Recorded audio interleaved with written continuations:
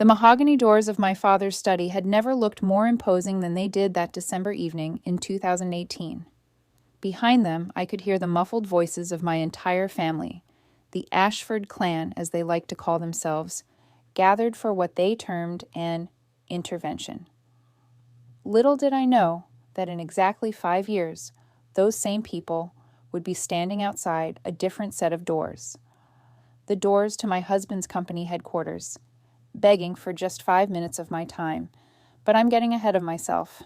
Let me tell you how I went from being Alexandra Ashford, heiress to a real estate empire, to Alex Chen, the woman who chose love over money and ended up with more than I ever imagined. Growing up as an Ashford meant growing up in a world where your worth was measured in stock portfolios and country club memberships. My father, Richard Ashford, had built his real estate empire from the ground up, a fact he never let anyone forget. He'd started with one rental property in the 1980s and turned it into a $50 million portfolio spanning 3 states. My mother, Catherine, came from old money, the kind that traced its roots back to railroad barons and oil tycoons. I was the youngest of 3 children, with my brother William destined to take over the family business, and my sister Victoria already married to a hedge fund manager worth $30 million. At 25, I was the last unmarried Ashford, and my parents had plans. Big plans. "Alexandra, darling," my mother would say over afternoon tea at the club, "the Morrison boy is back from Harvard Business School. His father owns half of downtown. You should meet him." Or my father, "There's a gala next week. The Blackwood heir will be there. Good family, strong portfolio, make an appearance." They had my entire life mapped out. Marry into wealth, produce heirs, serve on charity boards, and maintain the Ashford legacy. The thing is, I might have gone along with it all if I hadn't walked into that coffee shop on Market Street one rainy Tuesday morning. Chen's Coffee was a tiny place squeezed between a dry cleaner and a secondhand bookstore. I'd only ducked in to escape the rain. My usual coffee place, the high-end Blue Mountain Cafe, was 6 blocks away, and my umbrella had broken in the wind. The bell above the door chimed as I entered, and I was immediately hit by the warmth and the smell of freshly ground coffee beans. Unlike the sterile, modern aesthetic I was used to, this place had character. Mismatched chairs, walls covered in local art, and a chalkboard menu written in colorful script. "Rough morning?" I looked up to see the barista, a man about my age with kind brown eyes, slightly messy black hair, and a smile that made my stomach do something unexpected. His name tag read, David. "You could say that," I replied, gesturing to my soaked designer coat and broken umbrella. "Let me guess," he said, already reaching for a cup. "You're a complicated coffee order kind of person.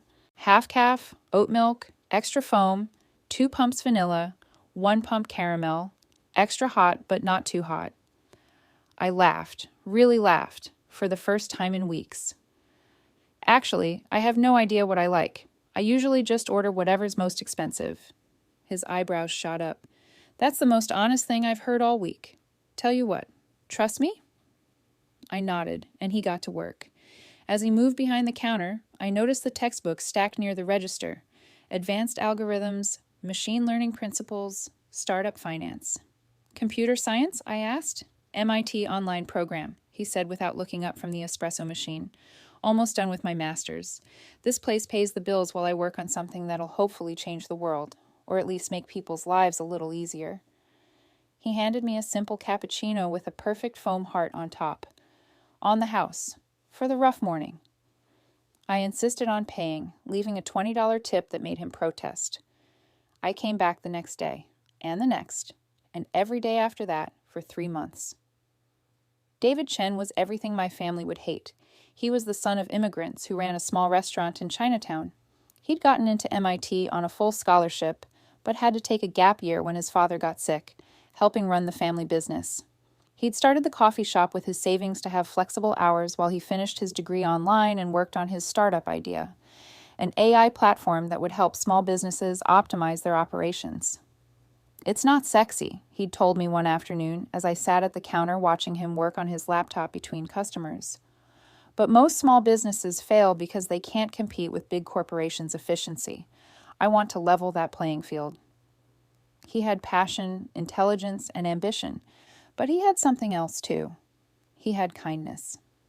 I watched him remember every regular's order, help the elderly lady from next door with her groceries, and give free coffee to the homeless veteran who came by every morning. "Why are you so nice to everyone?" I asked him once. "Why wouldn't I be?" he responded, genuinely puzzled. "We're all just trying to make it through the day." I'd never met anyone like him. In my world, kindness was transactional. You were nice to people who could do something for you. David was nice because that's who he was. I didn't tell him who I was at first. I gave him my middle name, Alex, and let him assume I was just another young professional working downtown. For 3 beautiful months, I was just Alex, the girl who came in every morning for cappuccino and stayed to talk about everything from artificial intelligence to whether pineapple belonged on pizza. He was firmly against. I was surprisingly for. "I need to tell you something," I said one evening in June. We were walking through the park after he'd closed the shop. We'd been dating for a month by then. Real dating, not the choreographed social events I was used to. "You're married," he guessed, looking worried. "No. You're a secret agent." "David, I'm serious." "Sorry, go ahead." "My last name isn't Matthews. It's Ashford." He stopped walking. "Ashford as in Ashford Industries? The real estate Ashfords?" I nodded, unable to meet his eyes. "I'm sorry I didn't tell you sooner. I wanted you to know me as just Alex." I expected him to be angry. Or worse, I expected him to suddenly see dollar signs, like every other man I'd dated once they knew who my father was. Instead, David was quiet for a long moment.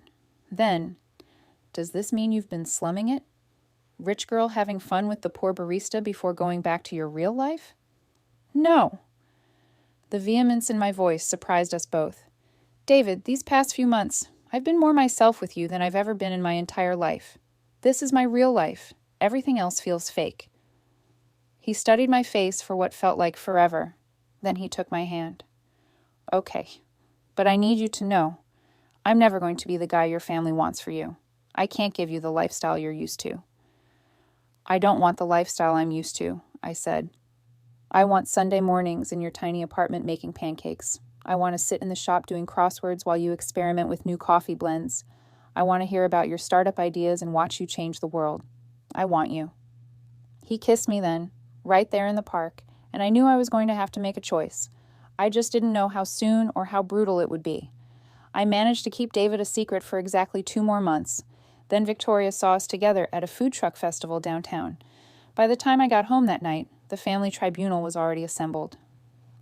"Absolutely not," my father said before I even sat down. "I've looked into this boy. His parents run a mediocre restaurant. He's a barista, for God's sake. He has nothing." "He's at MIT, I protested. "He's brilliant. He's building a company." "Every unemployed millennial is building a company," William sneered. "Face it, Alex, he's after your money."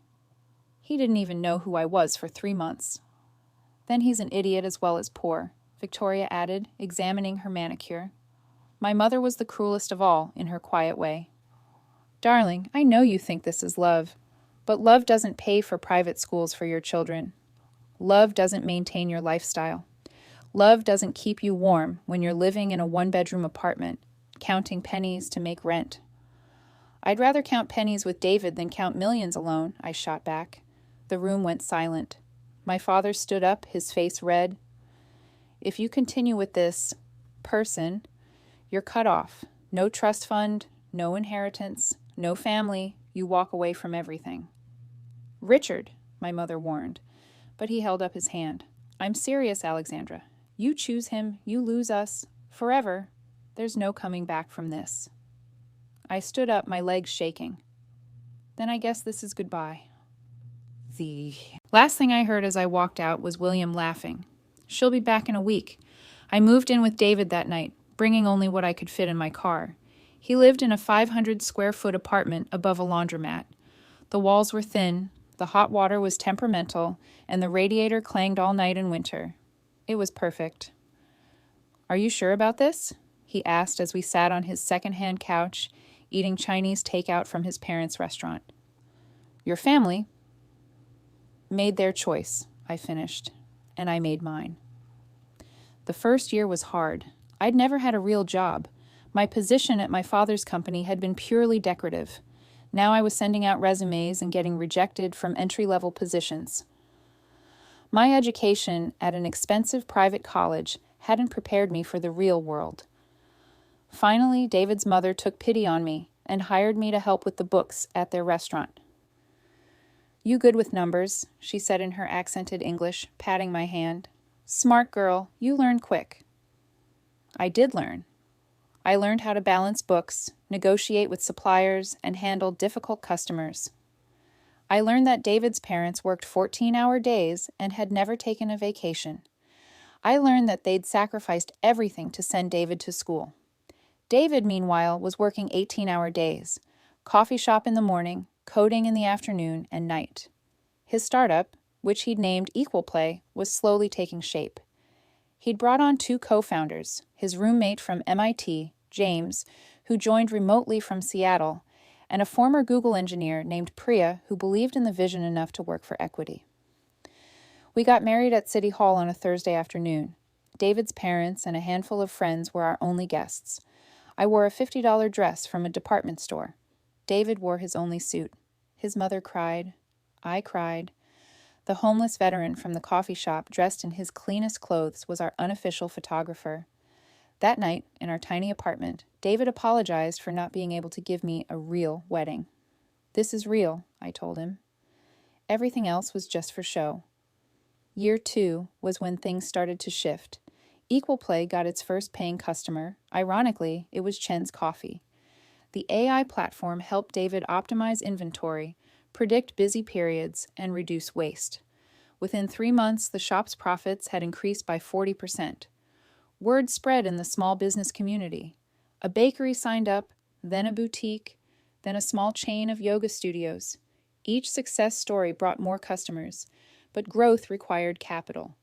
David pitched to investor after investor, getting rejected every time. The market's too small, they said. Small businesses can't afford sophisticated technology. One particularly brutal day, after the 20th rejection, David was ready to give up.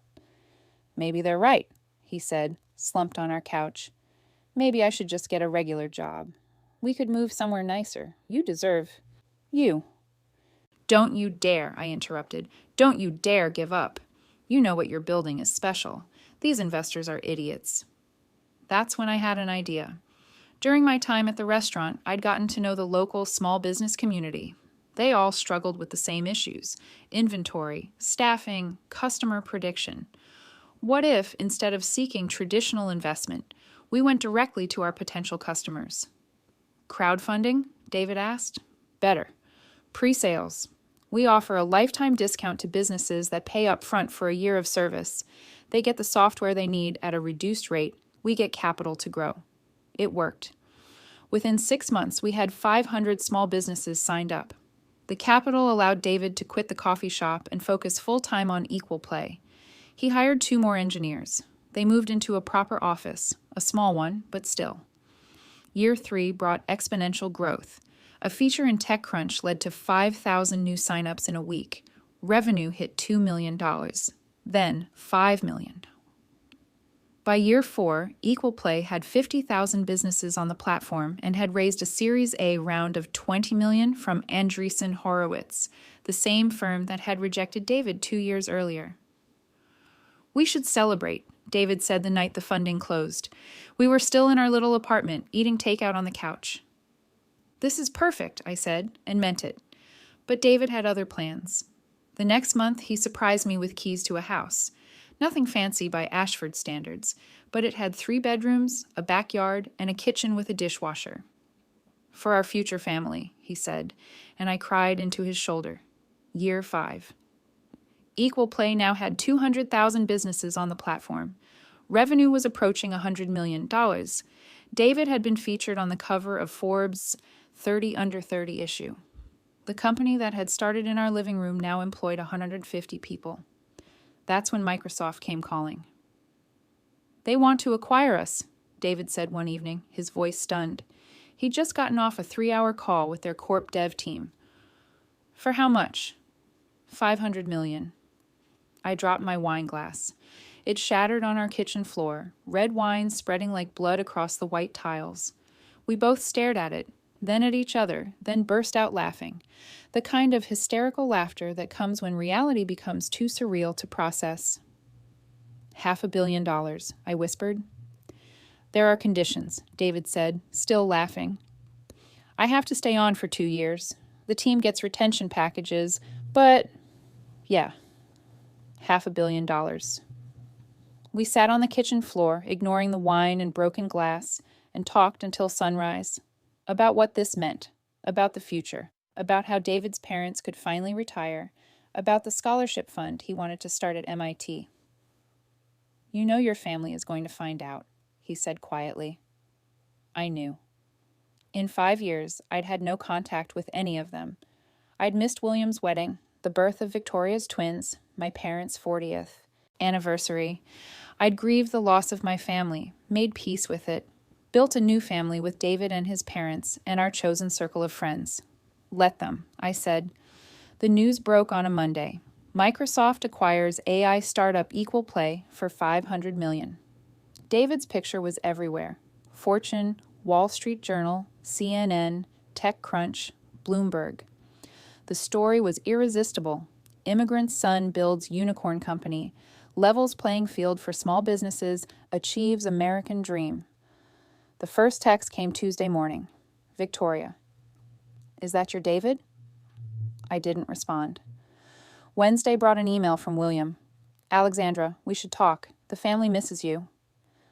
Thursday, my mother called 6 times. I didn't answer. Friday, they showed up. I was at Equal Play's headquarters, helping plan the announcement party for the employees, when the receptionist called up. Mrs. Chen, there's a Richard Ashford here to see you. He says he's your father. My blood went cold. David, who was across the room, must have seen my face change because he was beside me in seconds. He's here, I whispered. You don't have to see him. No, I said, surprising myself with my steady voice. I'll see him. I'll see them all. They were in the lobby, all of them. My father, hair grayer than I remembered. My mother, impeccable as always, but with new lines around her eyes. William, heavier now, his arrogance somewhat dimmed. Victoria, clutching her designer purse like armor. Alexandra, my father started, then caught himself. Alex, you look, well. I am well. We heard about David's company, the acquisition. It's impressive. I waited. I'd learned from David's negotiations that silence was often the most powerful response. William cleared his throat. Look, Alex, we were wrong. We see that now. David's obviously exceptional. We'd like to welcome you both back into the family. Welcome us back, I repeated flatly. Water under the bridge, my father said with forced joviality. No need to dwell on the past. You've both proven yourselves.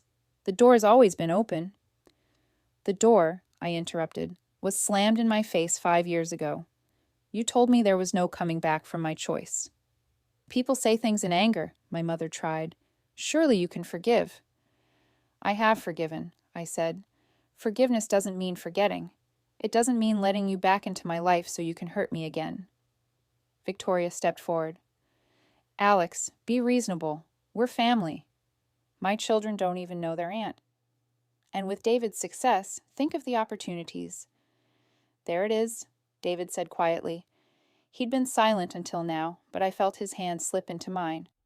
The opportunities, the money, that's what this is really about. My father's face reddened.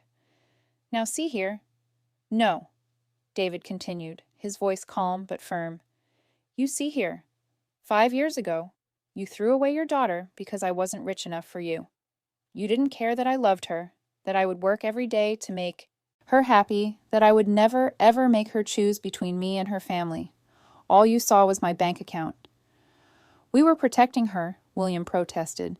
The success rate of startups is irrelevant, I cut in. You weren't protecting me. You were protecting your image, the Ashford reputation, the family legacy. You were embarrassed by me, by my choice to love someone who worked for a living instead of inheriting wealth. My mother was crying now, silent tears ruining her perfect makeup. We just wanted what was best for you. No, you wanted what looked best for you. There's a difference. I looked at each of them. These people I'd once loved so desperately, I'd bent myself into whatever shape they wanted me to be. Here's what's going to happen, I said. You're going to leave. You're not going to contact me again. You're not going to show up at David's parents' restaurant. Oh, yes, I know you've been there, Mr. Chen told me. You're not going to send gifts or cards or messages through mutual acquaintances. You made your choice 5 years ago, and choices have consequences. You can't be serious, Victoria said. Over pride? You'd throw away your family over pride? I didn't throw away anything, I replied. You threw me away, and you know what? It was the best thing that ever happened to me, because I learned the difference between conditional love and real love. I learned that family isn't about blood or money or maintaining appearances. It's about showing up. It's about choosing each other every day, especially when it's hard. I gestured around the lobby, where several equal pay employees were pretending not to watch the drama unfolding. This is my family now. These people who believed in David's vision when everyone else laughed. His parents, who welcomed me, even though I couldn't properly fold dumplings and burned rice 3 times before learning to use their rice cooker. The friends who celebrated with us over beer and pizza when we got our first customer, who brought us groceries when we were too broke to afford them, who never once asked when we were going to give up and get real jobs.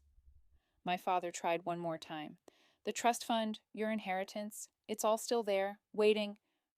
Give it to charity, I said, or keep it. I don't care. I have everything I need. I turned to go, then stopped. You know what the saddest part is? David would have welcomed you, even after everything, even after the insults and the ultimatum and the years of silence. He would have forgiven you if you'd come here with genuine remorse, instead of dollar signs in your eyes. He's just that good a person. The kind of person you couldn't see past his parents' restaurant and secondhand clothes. Alex, my mother called as we walked toward the elevator. I didn't turn around. The party that night was perfect. Not Ashford perfect, with its orchestrated elegance and networking opportunities disguised as conversation. Really perfect, with James flying in from Seattle, Priya bringing her entire extended family, and David's parents beaming with pride as their son gave a speech about the American dream and the power of believing in something bigger than yourself. To the companies that said the market was too small, David raised his beer and everyone laughed. To the investors who said small businesses couldn't afford good technology, James added.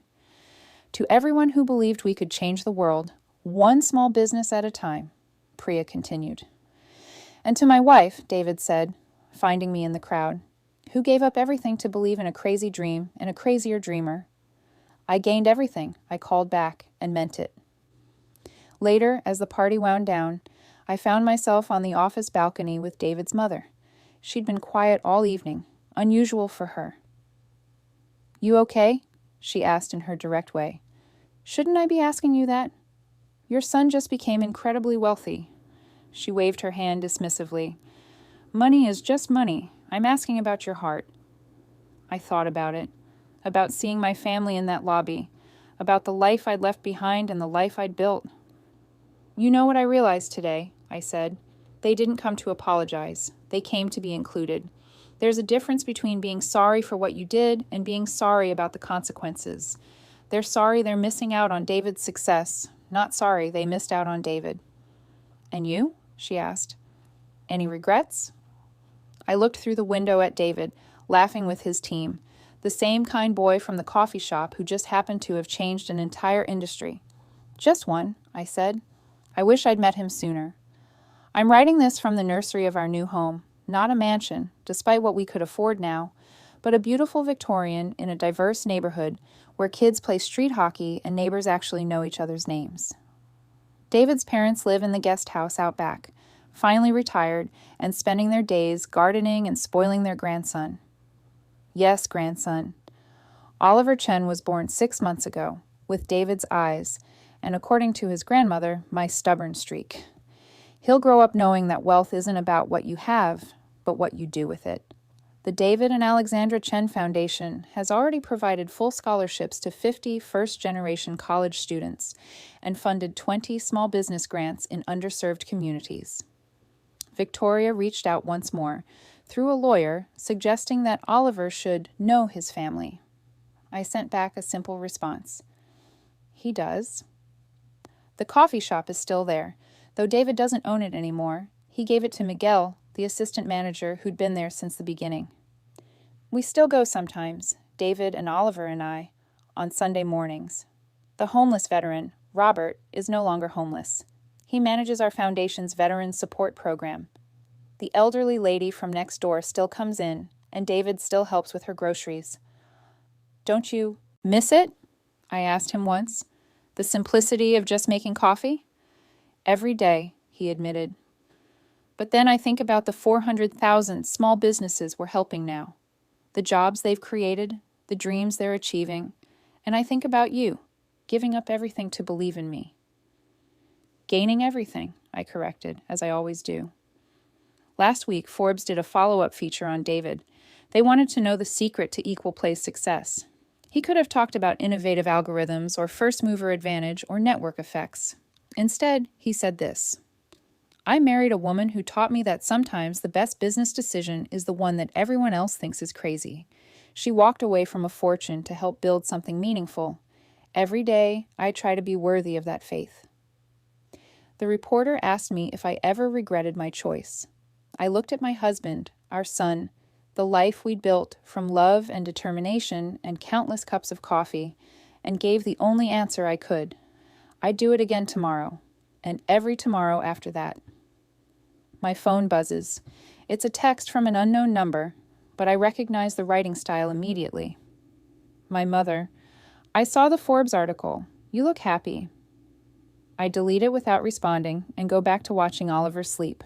Somewhere across the city, in a gleaming office tower, my father is probably checking his portfolio, and William is making deals, and Victoria is planning charity galas.